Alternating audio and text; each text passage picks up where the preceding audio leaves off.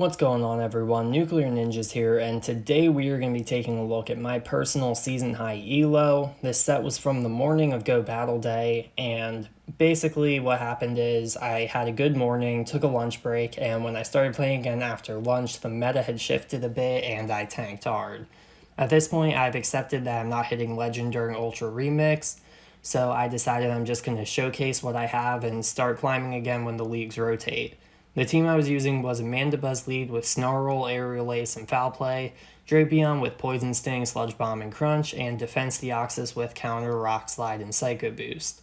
I had a lot of success with this team in the first half of Ultra Remix and was able to get to number 47 on the leaderboard. But as I said, this team doesn't work anymore, so I wouldn't recommend copying it if you're looking to climb. With all that said, let's get into the battles. So I get my first battle against Bamfamster, and we get Mandibuzz into Machamp. Now this is not a great lead. What usually happens here is I take shield advantage and the opponent takes switch. But it's not bad enough that I'm going to switch out, obviously, because the Drapion matchup would be even worse. And the opponent actually goes straight for a Rock Slide. I'm just going to throw double Aerial Aces. Pretty straightforward move there. Foul Play's resisted, obviously. Aerial Ace is super effective, so Aerial Ace is a much better move to go for.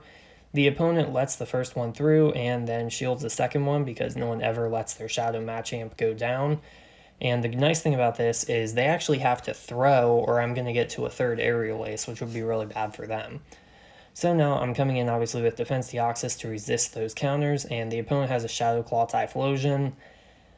Now, this is a dicey situation because the fact they switched out with Machamp implies that they probably have another Defense Deoxys counter in the back. So I'm going to throw a Rock Slide first to weaken the Typhlosion and then go out to Drapion, and my goal here is I want to try to come out of this with some energy. So at this point, the opponent, after throwing these two Blast Burns, should be probably energy dry, and I can't quite farm all the way down, but I am going to build up to 100 energy. No reason to tap this because they're in the red, like almost dead, so it's going to KO anyway. The Machamp comes in, and I'm going to throw a Crunch at the Machamp. And at this point, my switch timer is, okay, they let it go. And a Gengar comes out. So like I said, basically they have two Defense Deoxys counters in the back. And at this point, I'm like, okay, Drapion can actually tank whatever move Gengar wants to throw here. Because unless it has Focus Blast would one-shot, so we just get to two crunches and take the one with Drapion. Defense Deoxys didn't even have to come back in.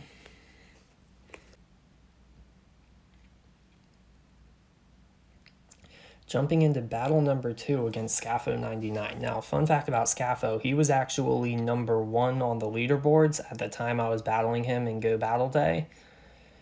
So Skarmory into Mandibuzz, this is typically a positive matchup for Mandibuzz. Skarmory, I think, potentially might be able to flip it if it can get off 2 Brave Birds before I get to my 3 Foul Plays, but we'll see what happens here. And that is a Brave Bird, which means now the defensive massively debuffed for this back-to-back Foul Plays I've got here to throw, and he doesn't have 2 Brave Birds. I'm not sure why I threw an extra Snarl there. I was probably counting at the time or something, but in any case, he lets the Foul Play, or he lets the Skarmory go down, brings in a Scrafty. This is not particularly bad for me. The main problem I'm going to have here is if the Scrafty farms all the way down, but I am going to get to 2 Aerial Aces before it can farm all the way down, and realizing that, he decides to throw a Power-Up Punch. Okay, throws a Foul Play to take out the Mandibuzz. And now Defense Deoxys, surprisingly, is actually a decent Scrafty counter, because counter is super effective on Scrafty, counter is resisted on Defense Deoxys, and 2 Foul Plays doesn't even quite KO. You need a Power-Up Punch and 2 Foul Plays. And at this point, I pretty much just got him algorithmed. We're going to be able to, okay, it's an Ice Beam Jellicent, so not quite as dominant a matchup as you might have expected, but Drapion is going to be able to handle Jellicent, and Defense Deoxys is going to be able to handle Scrafty, so I'm in a pretty comfortable position here. Tanking another Ice Beam. I'm deliberately throwing when he's mid-hex, so there's no chance he'll be able to catch a Crunch on Scrafty. And now I'm like, okay, switch timer is up. Okay, no attempt at a catch there, but obviously, like I said, I wasn't going to let him catch. Now we just bring out Defense Deoxys, and he realizes it's over because double shielded Defense Deoxys. Even if he double baits me, there's no chance he's going to be able to take me down. He's just going to get countered down, and then I could also land a Psycho Boost before he has a chance. So GG, moving into the next one. Picking up a battle against Yodo, not to be confused with Yoda. And we've got the most fascinating match in the game, Mandibuzz into Mandibuzz, and it's even a Snarl mirror match. So this match is, first of all, absolutely fascinating, but more to the point, basically, whoever is able to sneak in a Snarl at some point in this matchup is pretty much going to be the person who wins, because obviously it's a mirror match.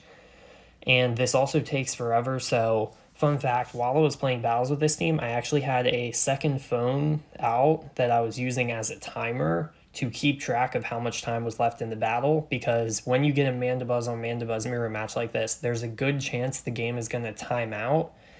And potentially, if you can pull some like fancy maneuvering, you can actually win a game through timeout that you had no chance of winning. Like your opponent has energy loaded, they could kill both your remaining Pokemon. Oh, timer's up and you have 2 Pokemon, they have 1, so you win. So I'm already thinking in terms of this game turning into a timeout. Unfortunately, I think I saw my opponent sneak a couple Snarls in there. I'm sure at the time I was paying attention to that. And I have not been sneaking as many Snarls back, so it's looking like I'm going to lose this mirror match. Okay, we just snuck a Snarl back in, so that's good news for me. Bad news for my opponent. At this point, I'm actually not quite in Aerial Ace range, but I don't think my opponent is quite in range to be taken down by 2 Aerial Aces. Yeah, this Aerial Ace is not going to quite KO. But my opponent is very low, and now I considered here I could have potentially... Okay, I snarled down. I'm pretty sure they should have had an Aerial Ace loaded, but that kind of makes sense that they let their Mandibuzz go down because they realized they could get a huge farm with Nidoqueen. And now I am in a very tricky situation because the only way I can really hit Nidoqueen, neither of my backline Pokemon likes in matchup with Nidoqueen. Honestly, Mandibuzz doesn't really love it either. It's sort of an awkward Pokemon to deal with. None of the matchups are terrible, but none of them are great. So I'm just going to throw some Psycho Boosts and hope maybe the opponent calls a... I'm not sure if bait's the right term when you're throwing a higher energy move to avoid debuffing yourself, but unfortunately they shield the Psycho Boost. Let the second one go through. The opponent is in crunch range now, and I'm like, okay, let's see if we get baited. We get baited. I could have no-shielded that and been in a much stronger position, but instead I get debuffed and the opponent jumps out to Politoed. And honestly, I'd be feeling good right now if we'd had a no-shield on the Poison Fang, but this is a really awkward position to be in with the fact that I already spent a shield. The good news is we got some debuffs with the crunches right there. So what I'm hoping here is that Sludge Bomb KOs, and then there's the battle timer I was talking about. So this Politoed is absolutely loaded on energy right now. But the battle timer is coming up. That Weather Ball doesn't do enough damage. And we take the win on higher remaining health on our 2 Pokemon. Even though the opponent, if that battle had another like 30 seconds in it, almost certainly would have won. So that's why it's important to keep track of battle timers. Sometimes it really does make a difference in terms of how you play. Going into my 4th battle, we've got Axe Clownerson. And we pick up a Mandibuzz into Jellicent lead. This is a very positive lead for this team because I actually have 2 Pokemon that beat I have 2 Pokemon that beat Jellicent. And the opponent goes straight for the Bubble Beam without even baiting an Ice Beam. And I'm like, okay, this is interesting and great news for me because if they're staying in against Mandibuzz with the Jellicent, there's a decent chance that they have something else in the back that also doesn't want to deal with a Dark type. So, and okay, they swapped a Scrafty, and I arguably screwed up here. I probably shouldn't have thrown this Aerial Ace when I'm already double debuffed, but oh well, we're going to go into Defense Deoxys. Like I said, you're going to see here, Foul Play is not a 2-hit KO. So this is a positive matchup for Defense Deoxys just because the counters add up. Foul Play is very close to a 2-hit KO, but it's not going to take me out here. And then I can just unload my, should be able to unload triple Psycho Boosts, and we're either going to get some shields here or take Switch convincingly. Okay, we get one shield. Throw another Psycho Boost. Deal a little bit of damage. Throw the final Psycho Boost. I don't actually remember if this... Okay, we get another shield. So able to take both shields there, and I'm like, alright, I'll just come back in with Mandibuzz and snarl down your Scrafty that has 1 HP. That's fine with me. And okay, it takes me 3 Snarls to take out a Scrafty that's basically already dead, and there's an A9 in the back, and that's GG. Because I've got Drapion, I've got 2 shields, I'm expecting a back out here, and yep, there's the back out. So, yeah, I mean, I pretty much just have my opponent algorithm there, not really a lot of advanced strategy went into that battle. Picking up my next battle, going up against Takashiro. And we've got Mandibuzz into Blastoise. That's a unique pick. You don't see a lot of Blastoise running around in Ultra Remix. But in any case, this is a pretty neutral matchup. I will take Super Effective from Ice Beam, but I'm just going to spam out Foul Plays here. Definitely not a bad enough lead that's worth switching out of, even though Ice Beam might be a 2-hit KO here. The good news is Blastoise is not very spammy, so I should be able to get to 3 Foul Plays, and okay, we have a swap into Air Slash Mandibuzz. Now, this is an awkward swap to deal with my team. Defense Deoxys obviously wants nothing to do with it. If it was Snarl, this would be a much more comfortable matchup for my Drapion, though.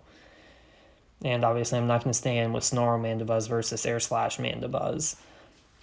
So, I was definitely... Yeah, Air Slash Mandibuzz on the safe swap was a problem for this team, and I started running into a lot more of those after lunch. That was part of the meta shift, along with there just being generally less ghosts around. I'm not sure if you noticed, but whenever a Mandibuzz is on the field, I tend to kind of start rambling about other things because no one wants to do commentary like, oh, hey, an Aerial Ace, this is fascinating. And, okay, he's throwing Air Slashes, and we throw the next Sludge Bomb right before they get to the Aerial Ace, and I don't know why I'm referring to the Mandibuzz as he. I mean, pretty much I have no idea whether that Mandibuzz is a he or she. We're able to get to the crunch right before the Blastoise farms down with Water Gun and deal at least a little bit of damage, and then the opponent actually swaps to Skuntank, and I'm just like, yeah, that's probably GG. I don't have a Skuntank answer on this team, honestly. So we're going to go into Mandibuzz and kind of just throw some Aerial Aces and hope maybe I can get this Skuntank low enough or something that Defense Deoxys will be able to burn some shields and not die, but the Blastoise is also loaded in energy. So this is looking bleak. And, I mean, I can't really shield this because I'm going to need shields to protect the Defense Deoxys. And what I was thinking there was really my only win con was probably that he would bait with Crunch. So, in the absence of them baiting with Crunch on the Mandibuzz, there wasn't really much I could do. It occurs to me that I should let the Crunch go earlier rather than later in case there's a defense debuff. And I realize I'm not going to be able to even quite farm down before they get to another Crunch. So, yeah, at this point, Blastoise has 2 shields. I need to somehow get to 3 Psycho Boosts. Honestly, I should have just gone for the farm down on the Skuntank. I don't think I had it, but I was doomed anyway. And then you also notice the battle timer just came up. And in retrospect, I noticed the battle timer. I had my other phone running with the timer, but I noticed it too late. I probably should have thrown sooner on the Skuntank just so I had more health left over and potentially then tried to just stall the clock out against the Blastoise. But I don't think I had that battle. I mean, I was pretty much in a tight spot the moment we saw the Skuntank. So anyway, now I'm going to edit out 60 years worth of footage of me catching an Azelf. And I will see you guys after editing. Oh, hey, that actually didn't take as long as I thought. Notice it's like barely even a minute has passed. Claim my rewards going up to 2862. So overall, it would have been cool to hit Legend this early in the season, but it just wasn't quite in the cards for this team. The meta was really heavy with Ghost and Psychic for a while, but shifted away from them, and with that shift, the Mandibuzz Drapion core just kind of broke down. That said, I am happy with how I did. This was my second ever appearance on the first page of the leaderboard, and I'm going to try to stay positive. I have big plans for Little Jungle Cup, and it's a long season. I'm definitely still looking to hit Legend at some point. Like this video if you liked the video, dislike if you disliked it, comment any thoughts, and subscribe if you're interested in seeing more like this in the future.